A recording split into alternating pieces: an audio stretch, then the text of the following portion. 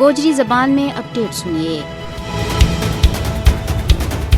غیر قانونی طور پر بھارت کے زیر قبضہ جموں کشمیر میں قابض بھارتی حکومت سارو کچھ معمول ور امن کو دعویٰ کر رہی ہے، لیکن امن کا اس دعویٰ کو پول ہر تلاشی کارروائی اور محاصرہ کی کاروائیاں اور شہادتاں دے ہر دن پوری طرح کھل کے دنیا کے سامنے آ رہی ہے۔ حال ہی میں اوڑی اور شپیاں میں 4 کشمیریوں کو قتل بھارتی حکومت کا منہ ور ایک چپیڑ ہے، جڑو دنیا نہ یہ گل کہہ رہی ہے کہ مقبوضہ کشمیر میں لوگ مطمئن ہیں، ات حالات معمول ور ہیں۔ بھارتی دعوی ایک بہت بڑا جھوٹ ہے، کیونکہ زمینی حقائق اس کے بالکل برعکس۔ 5 اگست 2019 نے جموں کشمیر کی خصوصی حیثیت ختم کرن کے بعد ہون تک بھارتی فوجی 428 کشمیریوں نے شہید اور 2106 نے زخمی کر چکی ہے۔ اس نہ اگر دیکھو جائے تو کوئی بھی ذی شعور شخص جو سوال کرن ماں حق بجانب ہے، کیا اسی نہ حالات نہ معمول ور آنو کیو جائے۔ مودی حکومت کشمیر میں اپنی جھوٹی کہانی پھیلاؤن اور حقیقت ور پردو سٹن کی ناکام کوشش کر رہی ہے